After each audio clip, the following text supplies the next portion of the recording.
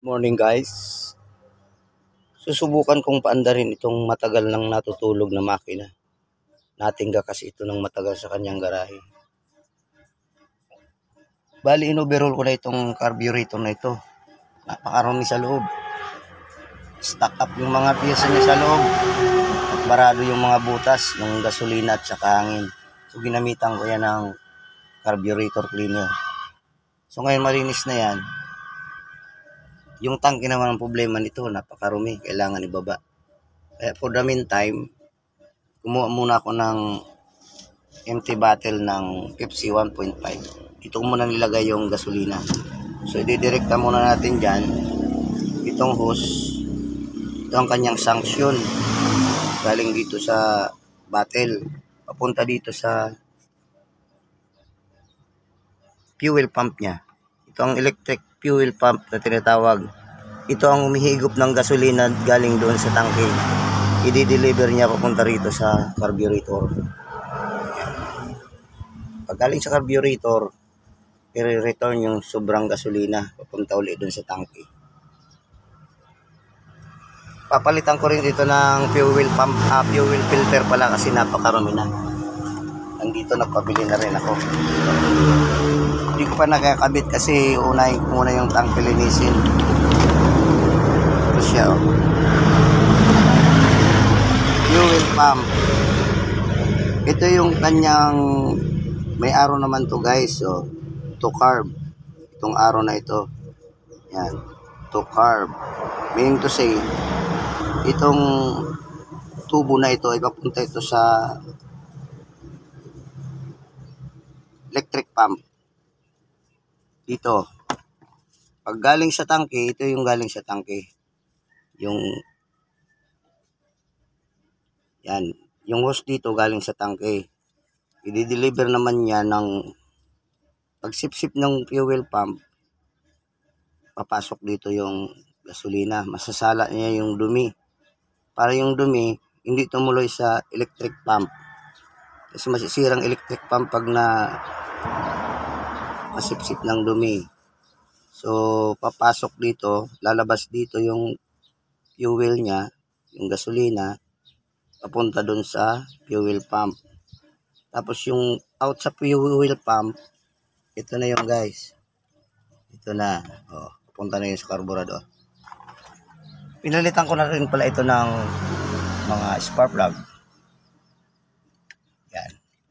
Bago na yan. 4. One set na guys. Para maganda yung hatak.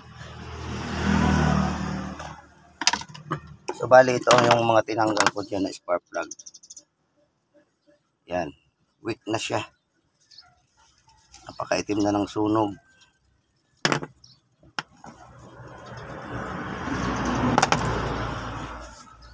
Dadagdagan ko na rin to ng tubig na radiator bago natin paandarin. So ayan guys, kalawang. Kasi nga matagal na stock ito. Bali ipapagawa ko pa sa radiator man yung radiator nito. Papa-overhaul ko para yung kalawang at bara malinis. Pinalitan ko na rin ito yung contact point dito sa loob ng distributor. Pati yung condenser niya bago na rin sa loob. So ikakabit na natin ngayon yung battery para subukan natin kung paandar. For the meantime, ilagay muna natin ito. Saka naigpitan yan. Start muna natin.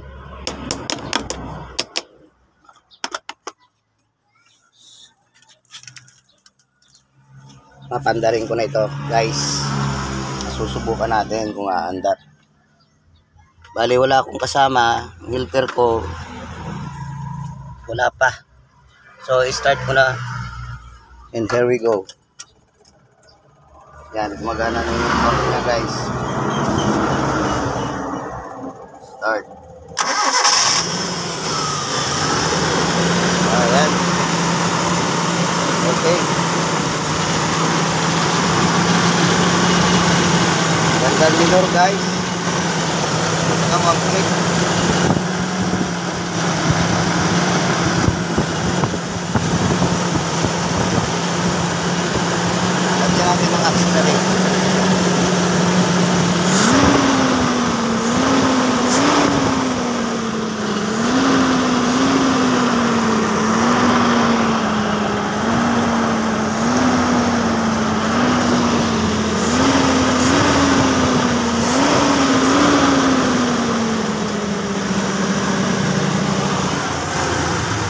guys, oh.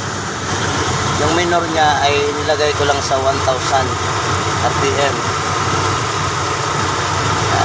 Yan ang kanyang minor.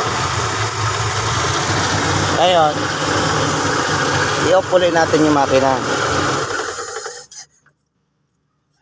Tapos subukan natin start ulit kung 1 click talaga. There we go. So, ayan. 1 click guys. Success tayo guys.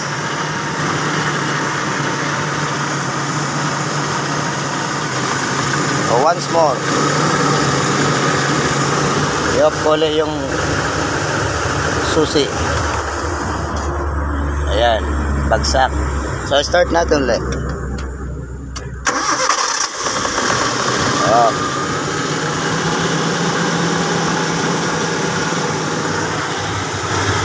Ayan yung minor niya guys, 1,000 RPM.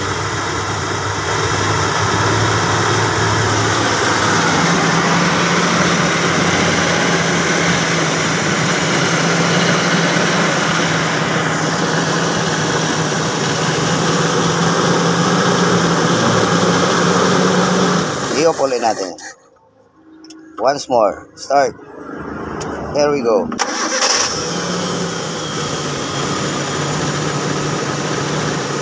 Yan.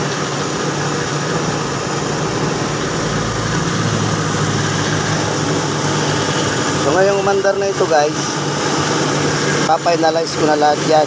Yung mga ikakabit dito, yung air cleaner, saka itong mga wirings, ayusin ko yan at lalagyan ko ng electrical tape. Saka ibabalik ko na sa tangke yung original niyang hose. Saka linisan ko na, pag nalinisan ko na yung tangke.